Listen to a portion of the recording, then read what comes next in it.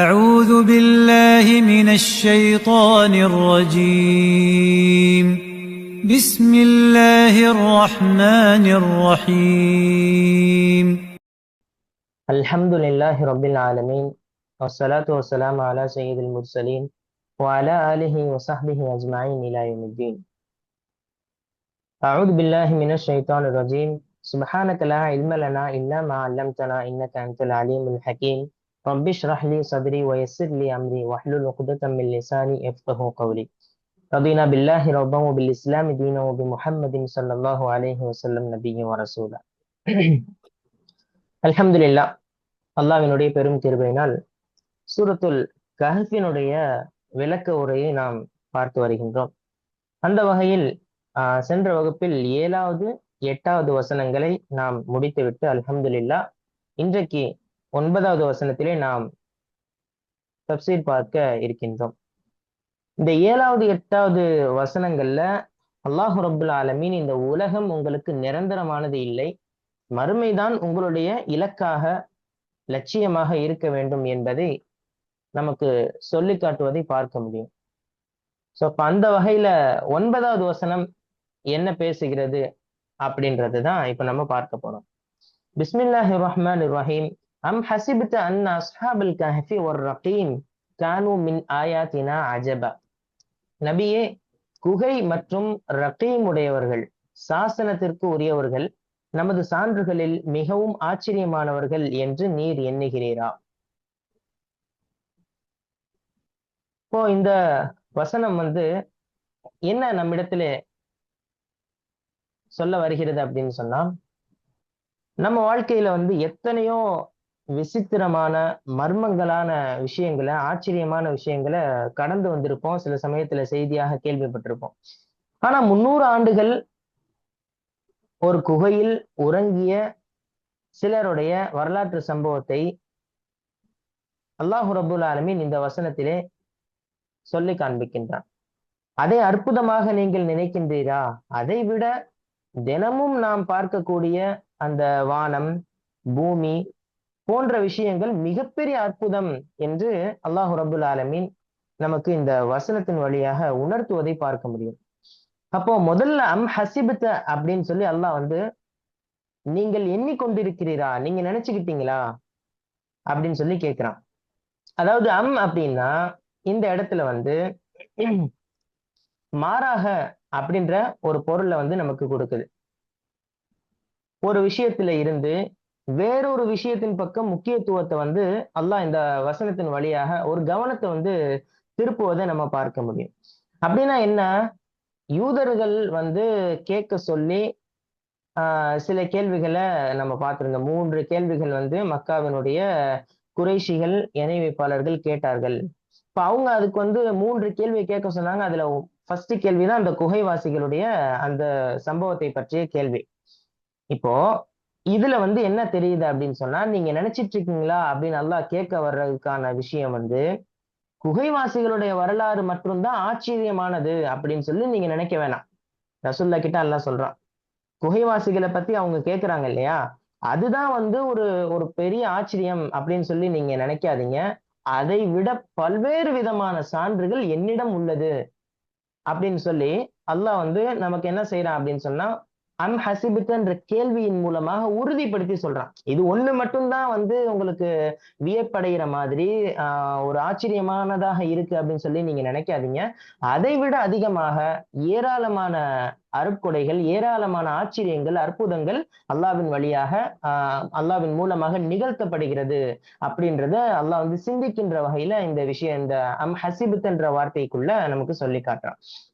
அப்போ அல் கஹ்ஃப் அப்படின்னு சொன்னா அதற்கு சரியான பொருள் என்ன அப்படின்னா, மலையில இருக்கக்கூடிய அகலமான மற்றும் ஆழமான ஒரு குகையை சொல்லக்கூடிய ஒரு வார்த்தையாக இந்த கஹ்ஃப் அப்படின்ற வார்த்தை இருக்கு.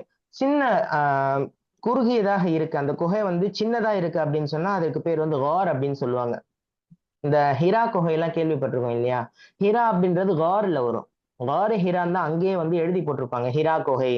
ஆனா இந்த அல் கஹ்ஃப் அப்படின்ற இந்த குகை மலையிலேயே ரொம்ப அகலமான ஒரு ஒரு ஒரு ஆழமாக இருக்கக்கூடிய அமைப்புல உள்ள ஒரு குகையை தான் இது குறிக்குது அண்ணன் அண்ணன் ஏன் அண்ணங்கிறாங்க? அண்ணன் அப்படின்னா இந்த இடத்துல வந்து அண்ணன்றதுக்கு அதாவது நிச்சயமாகன்னு போட்டிருக்காங்க இல்லைங்களா?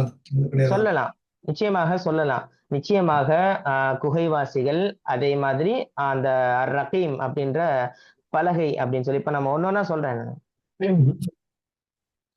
அப்போ காரு கஹஃப் இது ரெண்டுத்துக்குமான வித்தியாசம் நமக்கு தெரிஞ்சிருச்சு. ரகீம் அப்படின்னு சொன்னா எழுதப்பட்டது அப்படின்னு சொல்லி மஃஊல் அப்படின்ற அர்த்தத்துல வருது. மர்கூம் அப்படின்னா எழுதப்பட்டது, எழுதப்பட்ட ஒரு இதுக்கு பேர் தான் ரகீம் அப்படின்னு சொல்லி சொல்லுவாங்கன்ற பொருளை வந்து நம்ம பார்க்க முடியுது.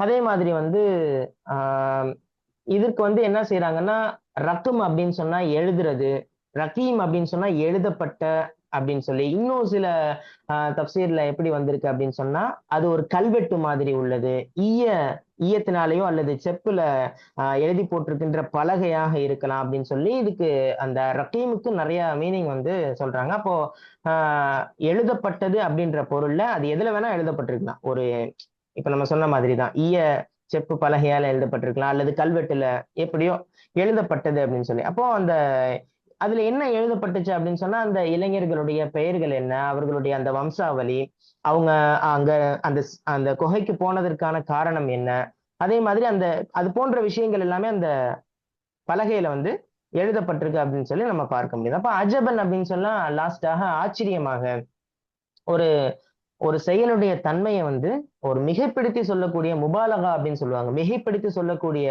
ஒரு மஸ்தரான வார்த்தை தான் வந்து மூலம் தான் வந்து இந்த இடத்துல அஜபன் அப்படின்ற வார்த்தையின் மூலமாக பயன்படுத்தப்பட்டிருப்பதை நம்ம பார்க்க முடியும். அன்னா அஸ்ஹாபல் கஹ்ஃபி வர் ரகீம் கானு மின் ஆயாத்தினா, அந்த கானு மின் ஆயாத்தினா அவர்கள் நம்முடைய அத்தாட்சிகளில் உள்ளவர்கள் அப்படின்னா அவங்கள பார்த்தா ஒரு அடையாளம், அல்லாவே நம்ம வந்து புரிஞ்சுக்க முடியும் அப்படின்றத சொல்ல வருவாங்க. அதே அந்த நபிகள் நாயகம் ஸல்லல்லாஹு அலைஹி வஸல்லம் அவங்கள வந்து சோதிப்பதற்காக வேண்டி கேட்ட 3 கேள்விகள்ல முதல் கேள்விக்கான பதில் தான் இந்த வசனம் வந்து இறங்க பெற்றதற்கான காரணமாக நம்ம வந்து பார்க்க முடியுது. சோ அப்போ இதுதான் அந்த வசனத்திற்கான அர்த்தம்.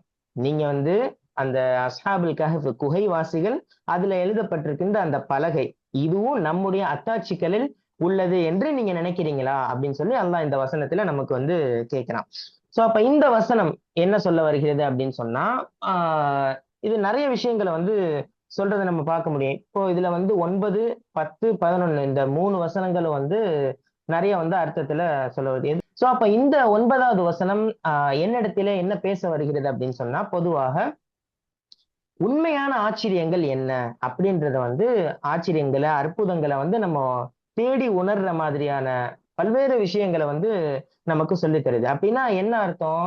1, 2 பார்த்து நம்ம வியந்து விடக்கூடாது. அல்லாஹ்வினுடைய அத்தாட்சிகள் அப்படின்னு சொல்லி நம்ம ஏராளமான விஷயங்களை சிந்திச்சு பார்க்கும்போது மட்டும்தான் உணர முடியுன்றதை நம்ம தெரிஞ்சு கொள்ள முடியாது. உதாரணமா இன்னைக்கு சமுதாயம் வந்து நிறைய வரலாற்று மர்மங்கள், அதே மாதிரி வந்து அமானுஷ்யங்கள்னா என்ன அர்த்தம்னா எதுவும் தெரியுமா? புதிர்கள்னு சொல்லுவாங்கல்ல, அமானுஷ்யங்கள், புதிர்கள். அமானுஷ்யம்னா நான் என்ன நினைக்கிறேன்னா, அமானுஷ்யமான விஷயங்கள்னா அந்த மாதிரி கதை. அதாவது அமானுஷ நமக்கே அந்த நமக்கு யூஎஃப்ஓன்னு சொல்லி ஏதோ ஒண்ணு சொல்றாங்கல்ல, யூஎஃப்ஓ. நமக்கு அறிவுக்கு புலப்படாத விஷயங்கள். ஆஹ் அறிவுக்கு ஓகே. அமானுஷ்யம் தான் அதான் சொல்லுவாங்க. ஓகே. அப்ப அந்த மாதிரியான விஷயங்கள் எல்லாத்தையுமே இப்ப வந்து பார்த்துட்டு அதுதான் வந்து ஆச்சரியம் அப்படின்னு சொல்லி இன்றைக்கு சமுதாயத்துல வந்து பல இடங்கள்ல வந்து யூடியூபின் வழியாவே நம்ம பார்க்க முடியும். அப்ப வரலாற்று மர்மங்கள் அப்படின்னு சொன்னா அந்த பெர்முடா ட்ரையாங்கிள் சொல்லுவாங்க இல்லையா? அந்த பெர்முடா ட்ரையாங்கிள் என்ன சொல்லுவாங்க, அங்க போகக்கூடிய அந்த கப்பலா இருந்தாலும் விமானங்களா இருந்தாலும் திடீர்னு எங்க போய் மறைக்குதுன்னே சொல்லி நமக்கு தெரியல. சோ அதனால இது ஒரு பெரிய ஆச்சரியம் அப்படின்னு சொல்லி இன்னைக்கு பேசப்படுறது. அதே மாதிரி பிரமிடை பத்தி ஒரு பெரிய ஒரு ஆய்வே நடந்திருக்கு. பிரமிடு வந்து மனிதர்களா மூலமாக வந்து கட்டப்பட்டதா அல்லது வந்து ஏலியன்கள் எல்லாருமே சேர்ந்து அந்த பிரமிடை வந்து கட்டியிருக்கிறாங்களா? ஏன்னா அதனுடைய அமைப்பு வந்து ரொம்ப ரொம்ப அழகா வந்து இருக்கும், ரொம்ப உயரமாவும் இருக்கும். மனிதனால கற்பனை செய்ய முடியாத அளவிற்கான ஒரு ஒரு பெரிய அற்புதத்தை வந்து அதுல பார்க்க முடியும். அப்போ இதெல்லாமே ஹிஸ்டாரிக்கல் அந்த மர்மங்கள் அப்படின்னு சொல்லி நம்ம பார்க்க முடியுது. இதெல்லாமே இன்றைக்கு சமுதாயத்துல இத ஒரு பெரிய ஒரு ஆச்சரியமாக பார்க்கிறாங்க.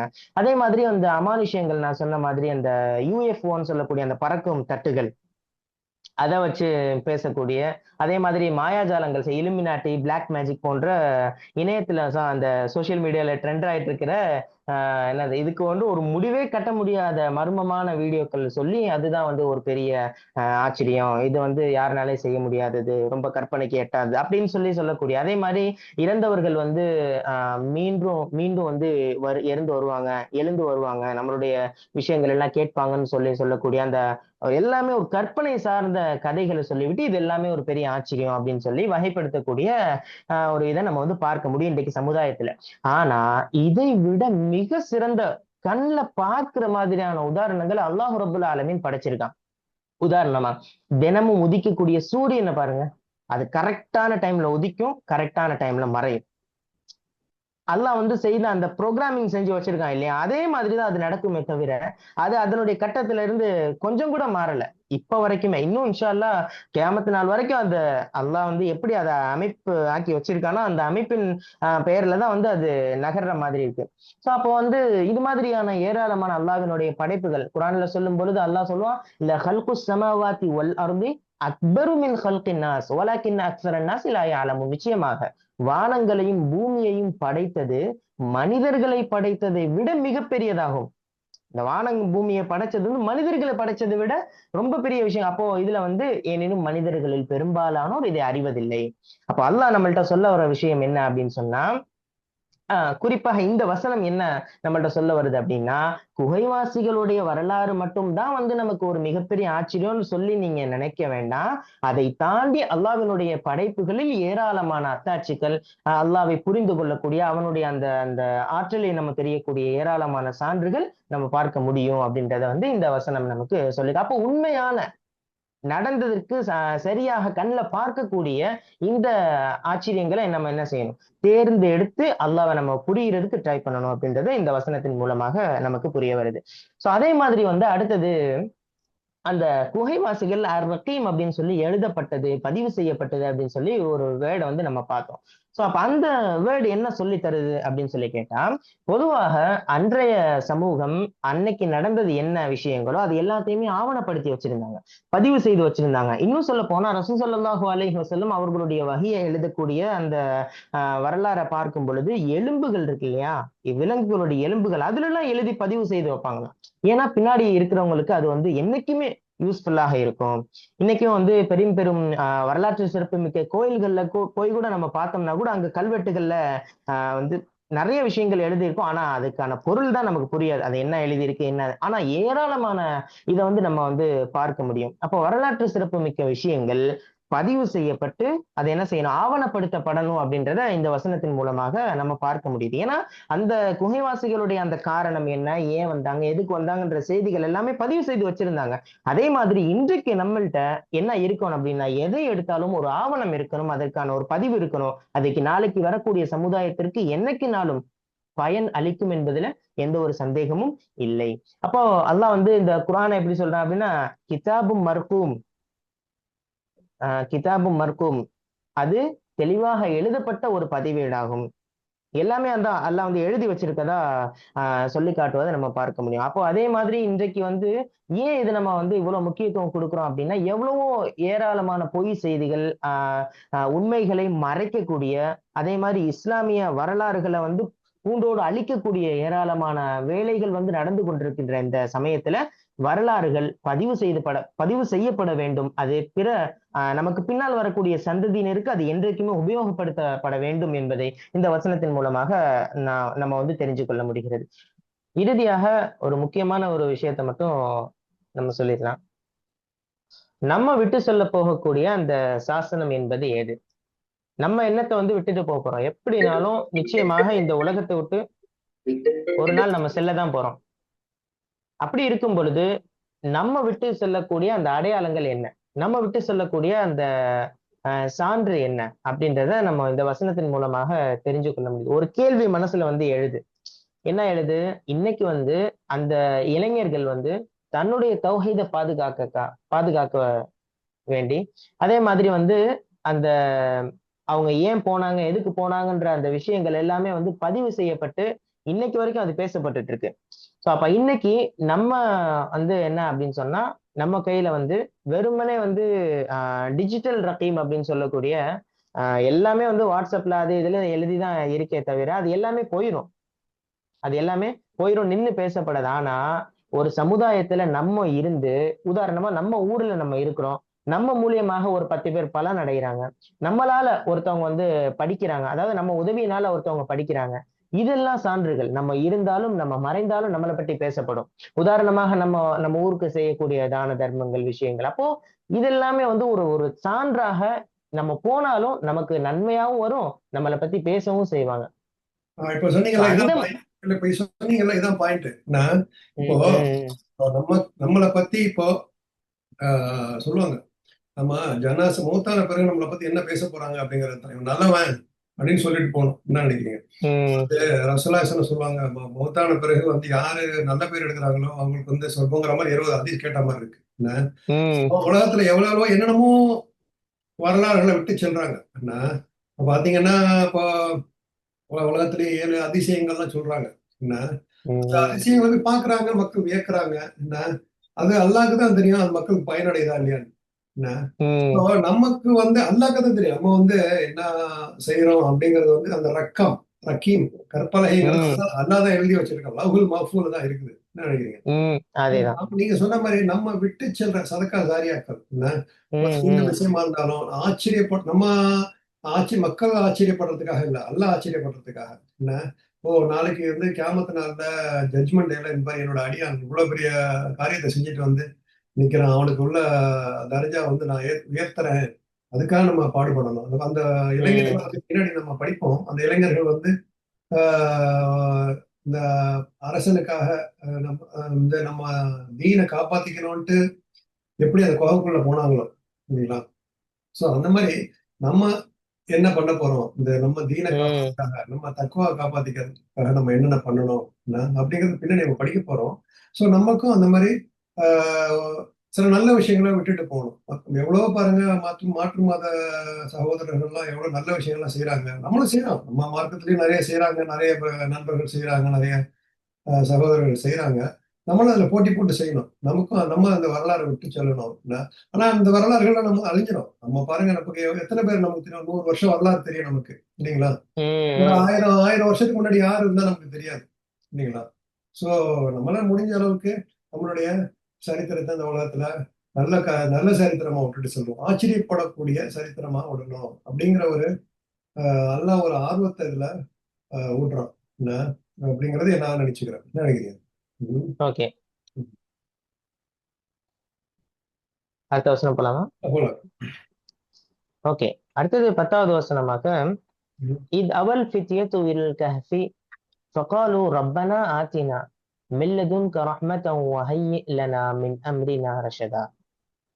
அந்த இளைஞர்கள் குகையில் தஞ்சம் புகுந்த போது, எங்கள் இறைவா, நீ உன்னிடமிருந்து ரஹ்மத்தை வழங்குவாயாக, மேலும் எங்கள் காரியத்தை எங்களுக்கு நேர்வழியாக வெற்றியாக சீர்படுத்தி தருவாயாக என்று துவா செய்தார்கள் அப்படின்னு சொல்லி 10வது வசனமாக அல்லாஹ் வந்து பதிவு செய்து காமிக்கிறான்.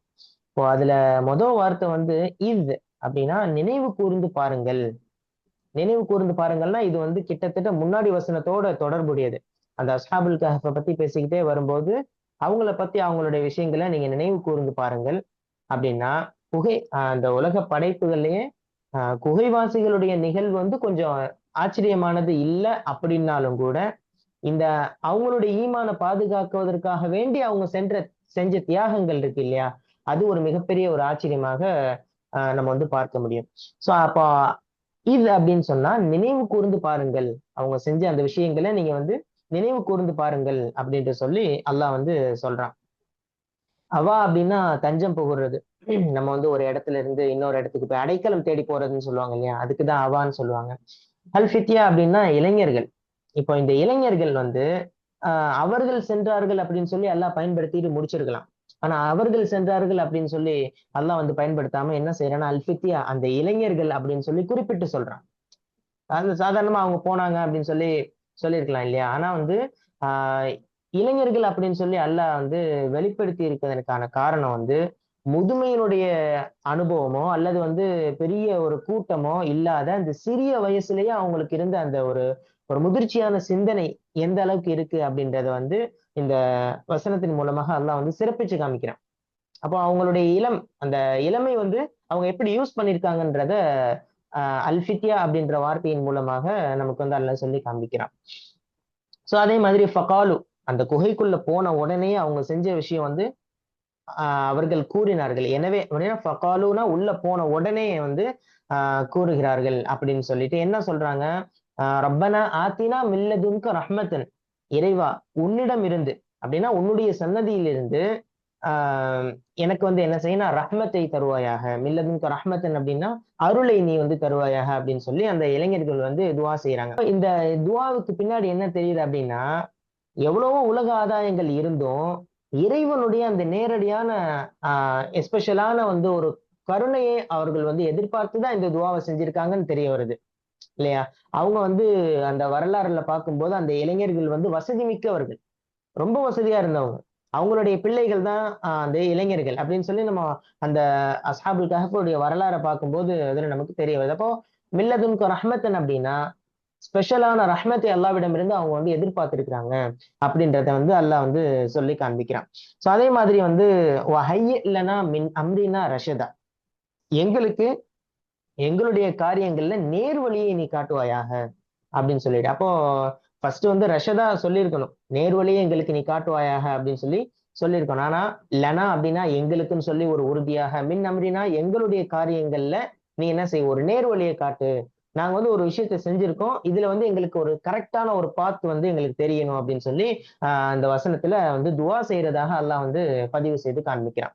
சோ அப்ப இந்த வசனம் வந்து அதே இல்ல இல்ல மாதிரிதான். இல்ல புரியல. ரஷதான் ஏன் முன்னாடி சொல்லியிருக்கணும் புரியல.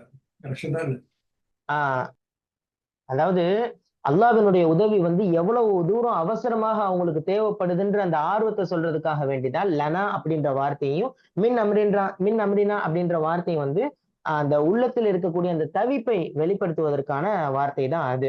ஏன் அப்படின்னு சொன்னா ஹையி இல்லைன்னா ரஷதா முடிஞ்சிருச்சு, இல்லைன்னா ஹையி ரஷதா முடிஞ்சிருச்சு, எங்களுக்கு நேர்வழியை காட்டு அப்படின்னு சொன்னா முடிஞ்சிருச்சு. ஆனா ஹையி இல்லனா மின் அம்ரினா அப்படின்ற வார்த்தைகள் எல்லாமே அவங்களுடைய உள்ளத்தில் இருந்த தவிப்புகள் இருக்கு இல்லையா? எவ்வளவு தூரம் வந்து ஒரு பெரிய முயற்சி எடுத்து வந்திருப்பாங்க, என்ன ஏது என்ன நடக்க போகுது எதுவுமே தெரியாத ஒரு கண்டிஷன்ல அல்லாஹ் கிட்ட வந்து தவிப்போடு கேட்கிறாங்க இல்லையா? அந்த வார்த்தைக்கான பொருள் தான் மின் அம்ரினா ரஷதா, எங்களுக்கு வந்து நேர்வழியை காட்டு அப்படின்னு சொல்றதுக்கான அர்த்தம்.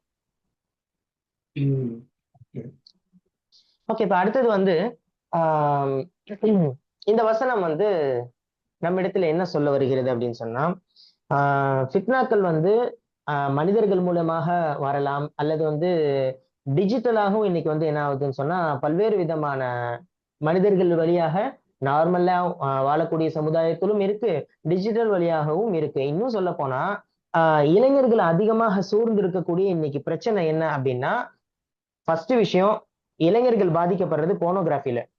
ரெண்டாவது வந்து அவங்க யோ யோசிச்சு வச்சிருக்கிற அந்த தவறான சித்தாந்தங்கள் அதுதான் சரி அப்படின்னு சொல்லி நிக்கிறாங்க இல்லையா? அது மாதிரியான ஏகப்பட்ட தவறான சித்தாந்தங்கள் வந்து இன்னைக்கு அவங்கள வந்து சூழ்ந்து இருக்கு. அப்போ அன்றைய இளைஞர்கள் என்ன செஞ்சாங்க அப்படின்னா, அவங்களுடைய ஈமான பாதுகாக்கிறதுக்காக வேண்டி குகையை தேடி போனாங்க.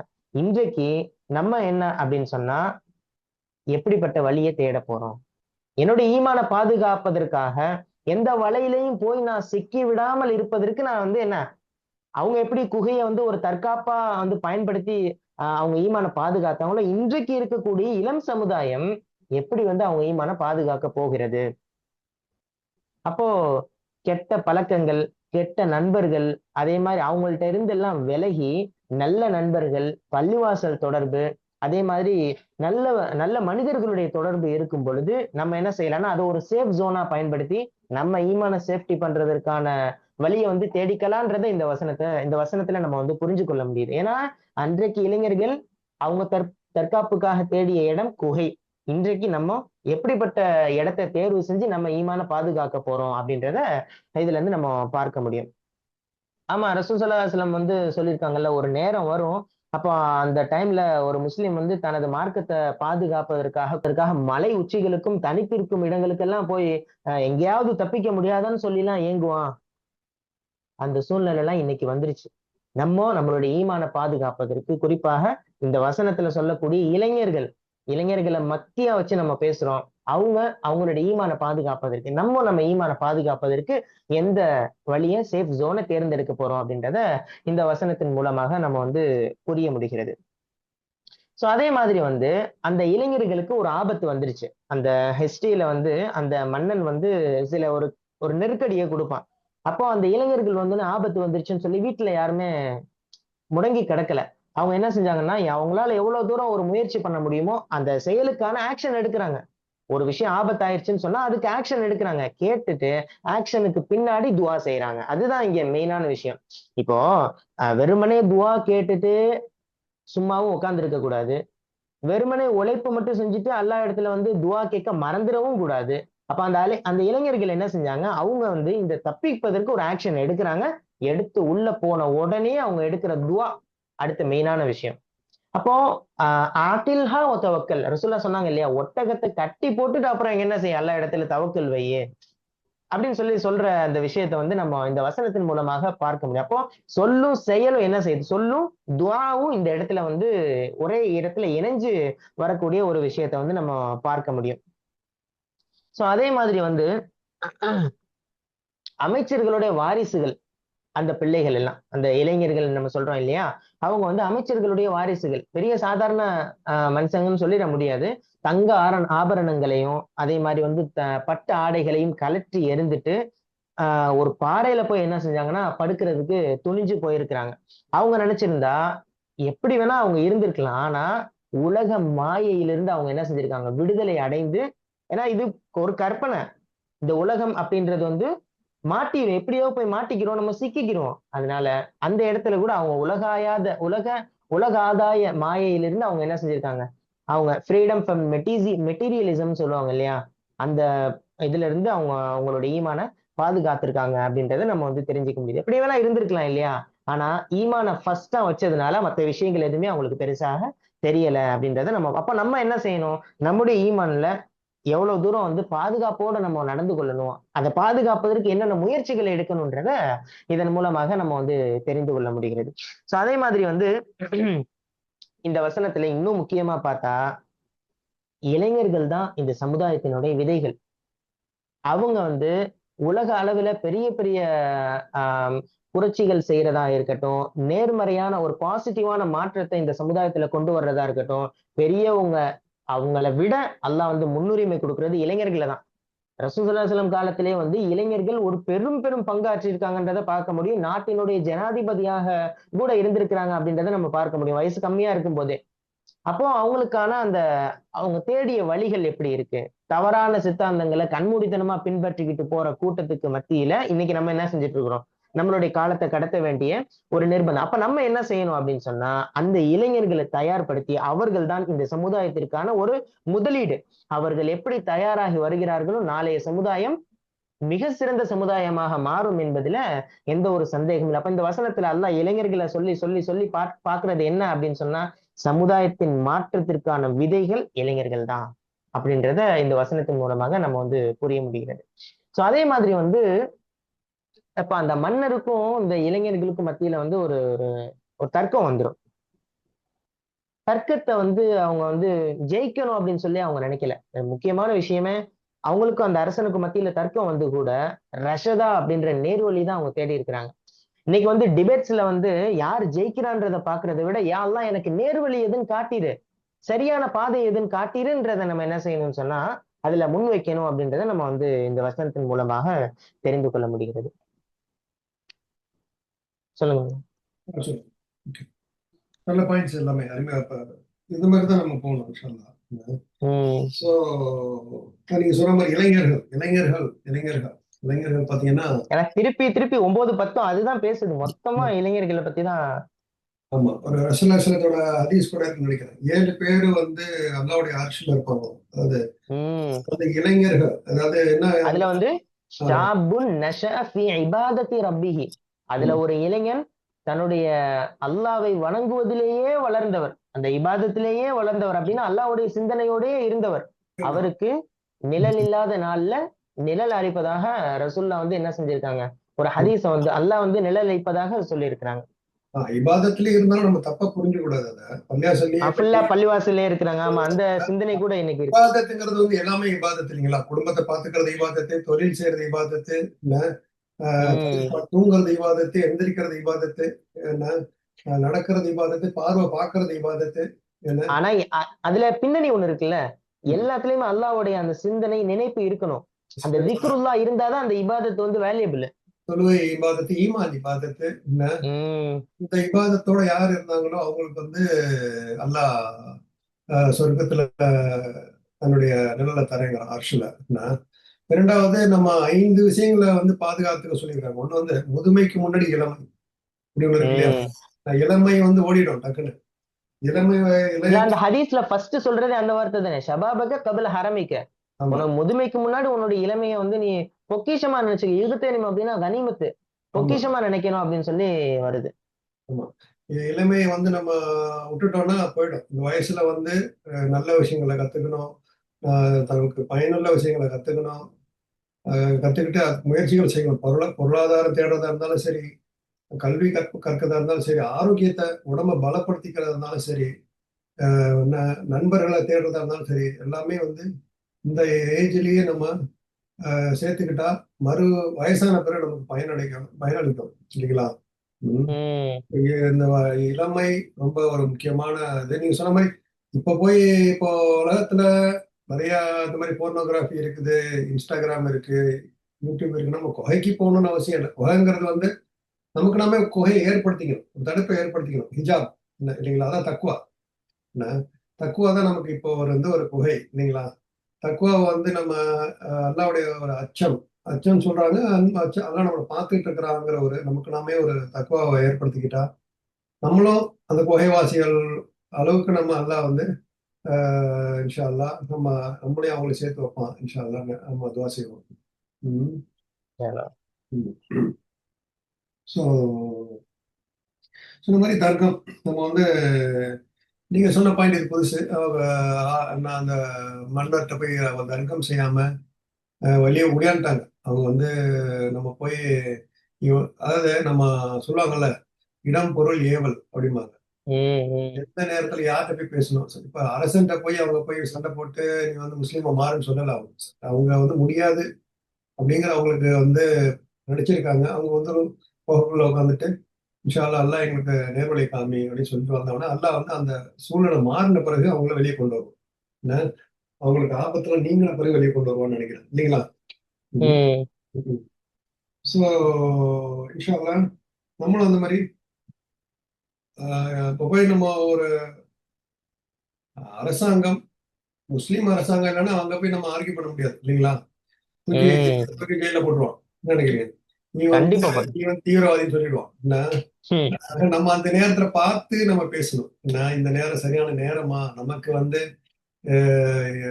ஆனா நம்ம ஒரு ரோல் மாடலா இருக்கணும். நம்மளே வந்து உண்மை சொல்றது, நல்லபடியா நடந்துகிட்டா நம்ம வந்து அவங்க அவங்க மேல நமக்கு ஒரு நல்ல அபிப்பிராயம் வரும்.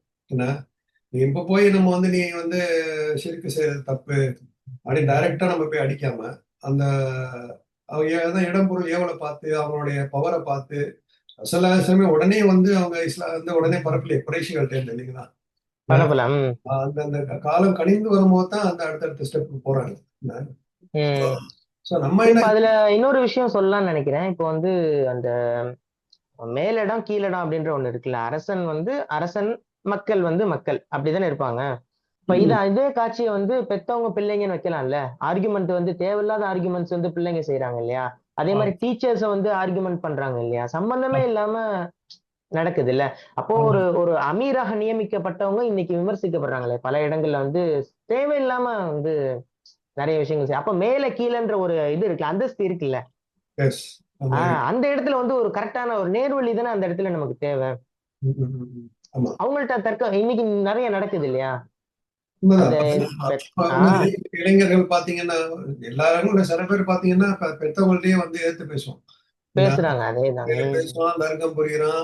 நம்ம நம்ம சொல்ல வேண்டியதா இருக்கு. பட் அது ஒரு சோதனை தான் பெற்றோர்களுக்கு. ம், அது ஒரு வாய்ப்புன்னே சொல்லலாம். அவன் அந்த மாதிரி பேசுறான்னா அவனுக்கு புரியாம பேசுறான். என்ன ம், ம், ம், அதுதான் இந்த குரான். இந்த மாதிரி இதெல்லாம் எடுத்து நம்ம தாலீம் சொல்லி இந்த மாதிரி இந்த இளைஞர்கள் பாரு இப்படிலாம் இருந்திருக்கிறாங்க போறாங்கன்னு கொஞ்சம் கொஞ்சமா பேசினா அவங்களும் மனசு மாறும்.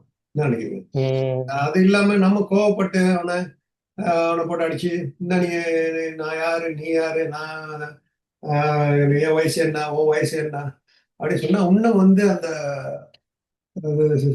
அந்த சிச்சுவேஷன் ரொம்ப சீரியஸா போயிடும் இல்லைங்களா? என்ன, ம். பெற்றோர்களுக்கும் பொறுமை வேணும். பையன் அப்படி இருந்தாங்கன்னா, அந்த பிள்ளைங்க அந்த மாதிரி இருந்தாங்கன்னா, சில பேர் பெற்றோர்கள் அந்த மாதிரி இருப்பாங்க. பிள்ளைங்க வந்து தக்குவாதாரிகளா இருப்பாங்க. அவங்கள்ட்ட போய் நம்ம சொன்னோம்னா, 2 பேருக்குமே இது அப்ளிகபிள் ஆகும். நம்ம இல்ல பேரண்ட் எத்தனையோ பிள்ளைங்க பெற்றவங்கள்ட்ட சொல்றாங்கல்ல, நீங்க செய்யறது தப்பு வாப்பா, நீங்க செய்யறது தப்பு உம்மா அப்படின்னு சொல்லி வாப்பா அம்மாட்டையும் பிள்ளைங்க எடுத்து சொல்றாங்க சில சமயத்துல. ஆமா, அல்லாஹ் ஹிதாயத் கொடுத்தவர்களை தவிர. ஆமா. அந்த மாதிரி நம்ம பேலன்ஸ் வச்சு நம்ம இளைஞர்களுக்கு ஒரு நல்ல ஒரு ஆயத்து. இளைஞர்கள குகைவாசிகள் நான் என்ன சொல்றான் ஆயத்து இந்த இளைஞர்கள்ங்கிறதுக்கு என்ன சொல்றான்? ஆஹ் உம் இன்னஹும் ஃபித்யத்துன். வித்தியத்துவம். வித்தியானா இளைஞர்கள், வாலிபர்கள் பாருங்க. ம், அது அந்த நேரம் தான் எல்லாமே எல்லா உணர்ச்சிகளும் மேலோங்கி நிக்கும் இல்லைங்களா? கோபம், காமம், ம். காதல் எல்லாமே எல்லாமே நம்ம செய்யலாங்கிற ஒரு இல்ல இப்போ அந்த இளம் இளம் வயசுல கரெக்ட் பண்ணியாச்சு, சரியா ஸ்திரமா ஆயிடுச்சு அப்படின்னு சொன்னா அது தப்பிச்சுது. இல்லன்னு சொன்னா பல இடங்கள்ல போய் அது மாட்டும். நம்மள யாரு கேட்கறதுங்கிற ஒரு அஹ், ஆஹ் வர்றப்போ இந்த மாதிரி ஒரு இளைஞர்கள் இருக்கிறாங்கிற நமக்கு ஒரு பெரிய படிப்பினை இல்லைங்களா? அதான் அந்த அதே. சூரா காப்புல சொல்றாங்க. ம். அடுத்தது போலாம்.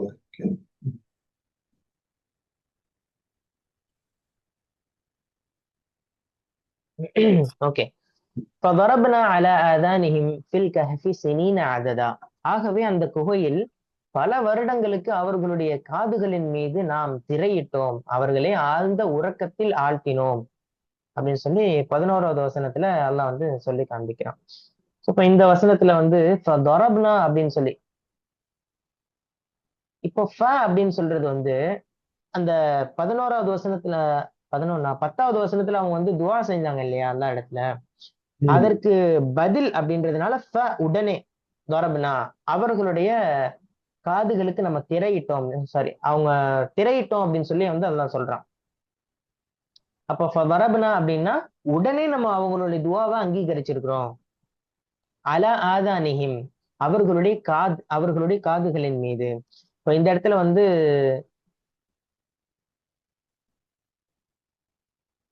அல்லாஹ் என்ன சொல்றான்னு சொன்னா, அவர்களுடைய காதுகள் மீது திரையிட்டோம் அப்படின்னு சொன்னா அவங்களுக்கு எதுவுமே கேட்க செய்யாம அப்படியே அவர்களை உறங்க வச்சிட்டோம் அப்படின்னு சொல்லிட்டு. இப்போ இதுல சில தப்சீர்கள் பார்த்தோம் அப்படின்னு சொன்னா இதுல என்ன அல்லாஹ் சொல்ல வரான்றது நமக்கு புரிய வரும். இப்போ ஒருத்தவங்க தூங்குறாங்க அப்படின்னு சொன்னா அவங்கள எழுப்பதற்கான ஒரே வழி சவுண்ட் மட்டும்தான். கண் பார்வை எப்பயுமே மூடி இருக்கும், ஆனா செவிப்புலன் எப்பயுமே விழித்தே இருக்கும். இப்ப காதுல இறைவன் திரையிட்டு இருக்கான் அப்படின்னு சொன்னா வெளியே உள்ள எந்த சவுண்டுமே அவங்கள எழுப்பல. அப்ப ஆழ்ந்த உறக்கத்தை கொடுத்திருக்கான் அப்படின்றது இது ஒரு மிக உயர்ந்த இலக்கிய பிரயோகமாகும் அப்படின்னு சொல்லி தப்சீர் குர்துபில நம்ம பார்க்க முடியும். ஏன்னா காது எப்பயுமே இதுல இருக்கும், ஆனா எவ்வளவு பெரிய சவுண்ட்லயும் அவங்க முழிக்கல, அவங்களுக்கு ஒரு ஆழ்ந்த உறக்கத்தை கொடுத்திருக்கோம் அப்படின்னு சொல்லிட்டு தப்சீல்ல நம்ம பார்க்க முடியுது. அதே மாதிரி தபரியில மிக அதிகமான வருடங்களை இது குறிக்குது. 309 வருடங்கள் அப்படின்னு சொல்லிட்டு தப்சீர் தபரில இந்த வசனத்திற்கே எழுதியிருக்காங்க. ஏன்னா ஒரு சின்ன தொகையா இருந்துச்சுன்னு சொன்னா யாருமே அதை பெருசா பாக்குறது இல்லை. இப்ப வரபுனா அலாதான் நிகிம்னா கொஞ்ச நேரத்துக்கு அல்லாஹ் காதுல திரையிட்டு இருக்கான் அப்படின்னா டெய்லி நமக்கு தூக்கத்துல நடக்கிறது. ஆனா 300 வருடங்களுக்கு மேலாக அப்படின்னும் போது இந்த இடத்துல என்ன ஆகுதுன்னு சொன்னா அது ஒரு பெரிய விஷயமாக, இப்ப இது ஒரு ஆச்சரியமாக தான் அல்லாஹ் சொல்லி காமிக்கிறான். அலா ஃபதரப்னா அலா ஆதானிஹி ஃபில் கஹஃபி சினீன அததா. எண்ணக்கூடிய சில வருடங்கள், பல வருடங்கள், சில வருடங்கள்னு சொல்லக்கூடாது, பல வருடங்கள். இப்போ பல வருடங்கள் வந்து அவர்களை வந்து ஆழ்ந்த உறக்கத்தில் ஆழ்த்தினோம் அப்படின்னா அவர்களுடைய துஆவுக்கான பதில் அல்லாஹ் எப்படி சொல்லிட்டான் அப்படின்னா உங்களை நம்ம ஆழ்ந்த உறக்கத்துல ஆழ்த்தி வச்சிருக்கோம் அப்படின்னு சொல்லிட்டு சொல்லக்கூடிய வசனத்தை வந்து நம்ம பார்க்க முடியுது. சோ இப்போ இதுல நம்ம என்ன பார்க்கலாம், என்ன இதுல வந்து எடுக்கலாம் அப்படின்னு சொன்னா மிகப்பெரிய ஒரு பாடம் இன்றைய சமுதாயத்திற்கு காதுகளின் மீது திரையிட்டோம் அப்படின்ற சொற்றொடரின் மூலமாக தெரிய வருது. ஏன்னா இன்னைக்கு ஃபுல்லாமே என்ன ஆகுதுன்னு சொன்னா எவ்வளவோ வந்து இன்ஃபர்மேஷன் ஓவர்லோடு அப்படின்ற மாதிரி சமூக வலைத்தளங்கள்ல ஏகப்பட்ட கருத்துக்கள் அது இது அப்படின்னு சொல்லி தேவையற்ற பல்வேறு விதமான சட்டங்களை வந்து இந்த காது இருக்கே நம்ம காது தாங்கிட்டு இருக்கு டெய்லி. அப்போ நம்ம அமைதியை பாதுகாப்பதற்கு நம்ம வந்து சில சமயங்கள்ல உலக இரைச்சல்ல இருந்து நம்ம செவிகளை நம்ம என்ன செஞ்சிடணும்னு சொன்னா ஆன்மீக ரீதியாக எப்படி பாதுகாப்பதற்கு முயற்சி செய்யணும். ஏன்னா எவ்வளவோ விஷயங்கள் வந்து நம்ம காதுல வைதா சமயம் லகுவா ஆரது அன்கு தேவையில்லாத வீணான பேச்சுக்களை வந்து அவர்கள் கேட்டால் அதை புறக்கணித்து விடுவார்கள் அப்படின்னு சொல்லி அல்லாஹ் வேறொரு வசனத்துல சொல்லி காமிக்கிறான். அப்போ வந்து அல்லாஹ் வந்து இப்படி தூங்க வச்சிருக்கான் அப்படின்னு சொன்னா தேவையற்ற நிறைய விஷயங்கள்ல இருந்து நம்ம ரிலீஃப் ஆவதற்கு ஒரு சிறந்த மருந்து வந்து நம்ம காதுல திரையிடுறது அப்படின்னு சொன்னா தவறா புரிந்து விடக்கூடாது. காதுல திரையிடுறது அப்படின்னா அந்த சவுண்டுகள் இல்லாம நம்ம கொஞ்சம் நிம்மதியா ஆன்மீக வழியில அல்லாஹ்ட்ட என்ன செய்யலாம், சில விஷயங்கள் நம்ம தனியாக ஆஹ் உரையாட முடியும். அல்லாஹ் கிட்ட நம்ம நிறைய விஷயங்கள் வந்து பேச முடியும். அந்த சவுண்ட்ல இருந்து நம்ம ரிலீவ் ஆகுறது இந்த வசனத்தின் மூலமாக நமக்கு வந்து தெரிய வருது. சோ இதுல மெயினா பாக்குறது என்ன அப்படின்னு சொன்னா ஒஜால்னா நௌமுக்கும் சுபாத்தா, உங்களுக்கு உங்களுடைய தூக்கத்தை நம்ம என்ன செஞ்சிருக்கோம் அப்படின்னு சொன்னா ஒரு இலைப்பாறுதலாக ஆக்கி வச்சிருக்கோம். சூரா நபல வருது இல்லையா, தூக்கம் அப்படின்றது வந்து ஒரு அமைதி தரக்கூடியது. அப்ப இந்த இன்னைக்கு வந்து இருக்கிற நிறைய பேத்துக்கான பிரச்சனை வந்து தூக்கமின்மைதான். இந்த பிரச்சனைக்காக வேண்டி பெரிய பெரிய வைத்தியங்கள்லாம் வந்து பாக்குறாங்க வைக்கிறாங்க. ஆனா வந்து படுத்தா நிம்மதியான ஒரு உறக்கம் வந்து இல்லை. மன அழுத்தத்தின் காரணமாக அவங்களுடைய பிரச்சனையுடைய அந்த வீரியத்தின் காரணமாக என்ன செய்ய முடியுதுன்னா தூங்கவே முடியல அவங்களால. சோ அப்படிப்பட்ட இதுல அந்த இளைஞர்களுக்கு அல்லாஹ் கொடுத்த ஒரு கிஃப்ட் தூக்கம் அப்படின்றது இந்த வசனத்தின் மூலமாக நமக்கு வந்து புரிய வருது. அப்போ அல்லாஹ் இடத்துல நம்ம கேட்க வேண்டிய ஒரு விஷயம், யா அல்லாஹ் நான் படுத்தா எனக்கு நிம்மதியான ஒரு உறக்கத்தை கொடு, தூக்கத்தை வந்து எனக்கு வந்து குறையாக்கி வச்சிடாத, அது எனக்கு ஒரு நிம்மதியான ஒரு விஷயமா கொடு அப்படின்னு சொல்லி அல்லாஹ் இடத்துல நம்ம கேட்பதற்கான ஒரு வழியை வந்து இந்த வசனம் வந்து நமக்கு சொல்லி தருகிறது. சோ அதே மாதிரி பார்த்தா பொறுமையினுடைய அந்த அவசியம் என்ன, பொறுமை வெயிட் பண்றதற்கான அந்த அவசியம் என்ன அப்படின்றத வந்து இதுல மூலியமா பார்க்க முடியும். ஏன் அப்படின்னு சொன்னா அல்லாஹ் வந்து டைரக்டா அதற்கான பதில வந்து சொல்லி இருந்திருக்கலாம், அல்லது வந்து அவங்க கேட்ட துவாவிற்கான வழியை காமிச்சிருக்கலாம் வைக்கலாம். ஆனா அல்லாஹ் செஞ்ச ஒரே வழி அவங்கள தூக்கத்துல வச்சதுதான். எதுவுமே பொறுமையாக ஃபஸ்பிர் சபிரன் ஜமீலா, எனவே நீங்கள் அழகிய பொறுமையை கையாளுவீராக. சில விஷயங்கள் வந்து கிடப்புல போட்டா மட்டும்தான் அதற்கான தீர்வு வந்து அல்லாஹ் ரொம்ப ஈஸியா வந்து கொடுத்துருவான். ஏன்னா நிறைய விஷயங்கள்ல இன்னைக்கு வந்து பிரச்சனைகள்ல ஓடிட்டு இருக்கக்கூடிய அதே மாதிரி பிரச்சனைக்கான தீர்வு உடனே தேடணும்ன்ற காலத்துல நம்ம இருந்துட்டு இருக்கிறோம். எல்லாரும் பாருங்க, இதுக்கான தீர்வு உடனே பார்க்கணும், ஒரு பிரச்சனை ஆச்சுன்னா உடனே தீர்வு. ஆனா அல்லாஹ் ரப்புல் ஆலமீன் சொல்றான் சில விஷயங்களுக்கு, எல்லா விஷயத்துக்கும் இல்லை. ஏன்னா எல்லா விஷயத்தையும் நம்ம எடுத்து உடனுக்குடன் சில விஷயங்கள்ல நம்ம தீர்வு உடனுக்குடனே பார்த்தாதான் தெரிய வரும். ஆனா சில விஷயங்கள்ல பொறுமையோடு அல்லாஹ்விடத்துல காத்திருந்து அதற்கான கூலியை நம்ம வந்து ஏன்னா காலம் வந்து கனியும் போது தீர்வு என்ன செய்யும் சொன்னா தானாவே சில சமயத்துல அல்லாஹ் வந்து வெளிப்படுத்தி விடுவதை நம்ம வந்து இந்த வசனத்தின் மூலமாக பார்க்க முடிகிறது. அப்படித்தானே என்னன்னா கரெக்ட். ஆனா இதுல வந்து அல்லாஹ் புரியுது, கரெக்ட், நீ சொல்ற விஷயங்கள் கரெக்ட். ஓகே, வேற அது அந்த ஒரு கிஃப்ட் உடனே செஞ்சிருக்கலாம் அல்ல, அந்த ஃபான்னு ஒரு வார்த்தை சொன்னீங்க பாருங்க. அதே தூக்கத்தோட அவசியம், ஆழ்ந்த தூக்கத்தோட அவசியம் ரொம்ப அதிகம்ங்கிறாங்க. அதாவது தூக்கத்திலே பல வகையான தூக்கத்தை பற்றி சொல்றாங்க. ஸ்டேஜ் 2, ஸ்டேஜ் 3, 5, 6 லெவல்ல இருக்குங்கிறாங்க சயின்டிஸ்ட். அந்த 6வது தூக்கத்துக்கு போனாதான் உங்களுக்கு வந்து உண்மையான இழைப்பு கிடைக்குது, இழைப்பாறுதல் கிடைக்குது. அப்பதான் நீங்க வந்து ஒரு புத்துணர்ச்சியோட இருந்திருப்பீங்க. ஆனா எல்லாருமே அந்த மாதிரி நீங்க சொன்ன மாதிரி தூக்கத்துல வந்து எல்லாம் அந்த ஆழ்ந்த தூக்கத்துக்கு போறாங்களா இல்லையாங்கிறது வந்து அதுக்கு என்ன இன்சோமியான்னு சொல்லுவாங்களா? இன்சோமியா சில பேர், எல்லாருக்கும் இல்ல, சில பேருக்கு பாத்தீங்கன்னா இந்த தூக்க பிரச்சனைகள் இருந்து நல்லா காப்பாத்தணும். எல்லாருக்கும் வந்து அந்த தூக்கத்துல இருந்து எல்லாம் நல்ல தூக்கத்தை கொடுக்கறதுக்கு நம்ம துவா செய்வோம். ம், சில ம். பேர் நான் எவ்வளவு பேர் மருந்து மாத்திரைகள் சாப்பிட்டு தூக்கத்தை வரவழைக்கிறாங்க என்ன. ஸோ அவங்களுக்குலாம் அந்த நேரத்துல நம்ம துவா செய்வோம் அதுல இருந்து வெளியே வர்றதுக்கு. நம்ம தூக்கத்தோட வேல்யூ வந்து அஹ், தூங்காம இருக்கும்போது தான் தெரியுமா. நைட்ல ஒரு அது நைட் தூங்காம நம்ம வச்சுக்கோங்களேன், அவ்வளவுதான். தேவையில்லாத எண்ணங்கள் வரும் என்ன, என்னென்னமோ கவலைகள் வரும். தூங்கிட்டோம்னா நல்லா வந்து பெரிய ராகத்தை கொடுத்துரும். ஒரு சிறிய மௌத்துன்னு சொல்றாங்க என்ன. ஸோ ம். தூக்கத்தோட ஒரு மன அழுத்தம் அந்த மாதிரி பல பிரச்சனைகளுக்கு வந்து தூக்கமின்மைன்னு தான் சொல்றாங்க. சரியான தூக்கம், தூக்கம் ரொம்ப அவசியம். அதுக்கு நம்ம என்ன பிராக்டிக்கலா என்ன செய்யணும்? இஷா தொழுதுட்டு உடனே படுத்துடணும், மகரிப் உடனே சாப்பிட்டுறணும், காலையில் தஹஜ்ஜுதுக்கு எந்திரிக்கணும் என்ன. ஸோ நம்ம உடம்ப வந்து ஆரோக்கியமா வச்சுக்கணும். உடம்ப உள்ளத்தையும் ஆரோக்கியமா வச்சுக்கிட்டோம் வச்சுக்கோங்களேன், நல்லா நிம்மதியா தூங்கலாம், எந்த கவலையும் இல்லாம. அல்லாஹ் சொன்னதெல்லாம் ஹலால் ஹராம் பேணி நம்ம வந்து ஈமான பலமா வச்சுக்கிட்டு, உடலை பலமா வச்சுக்கிட்டு, நம்ம எந்த கவலையும் இல்லாம இருந்தா அல்லாஹ் மேல பாரத்தை போட்டுட்டு நான் நிம்மதியா தூங்கணும் வச்சுக்கோங்களேன், அல்ஹம்துலில்லாஹ் நமக்கும் இன்ஷா அல்லாஹ் நல்லா தூக்கம், நல்ல தூக்கம் வரும். இந்த தூக்கம் மூலமா நமக்கும் அதான் அதையும் ஒரு இபாதத் ஆக்கிறான் அல்லாஹ் இல்லைங்களா. தூங்கும் போதே ஒரு நியத்து சொல்லிட்டு படுக்கணும் இல்லையா. அல்லாஹும்ம இன்னி பிஸ்மிக்க அமூத்து வாஹியா இல்லைங்களா. ம்.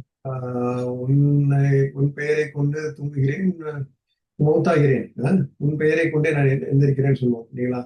ஸோ ம். காலையில எந்திரிக்கும் போது அல்ஹம்துலில்லாஹி அஹ்யானா பஅதமா அமாத்தனா வ இலைஹி நுஷூர். என்னை மௌத்தான பிறகு என்னை எழுப்பி விட்ட உனக்கே எல்லா புகழும் சொல்லிட்டு மறுமை நாள் நம்ம எல்லாம் வந்து போறோம், அந்த ஒன்று சேர போறோம், இலைஹி நுஷூர் அப்படிங்கிறோம் இல்லைங்களா. ஸோ அப்பவும் வந்து மௌத்தை நினைக்கிறோம். ஒரு சிறிய மௌத்து ஒரு முக்கியமான ஒரு வாழ்க்கையில சாப்பாடு மத்த மத்த இன்பங்கள் மாதிரி தூக்கமும் ரொம்ப அவசியம். தூக்கத்தை பத்தி நம்ம நிறைய பேசிக்கிட்டே போயிட்டு இருக்கலாம்னு வச்சுக்கோங்களேன் என்ன. ம். நம்ம அடுத்தது அடுத்தது போவோம் இன்ஷா அல்லாஹ். ம்.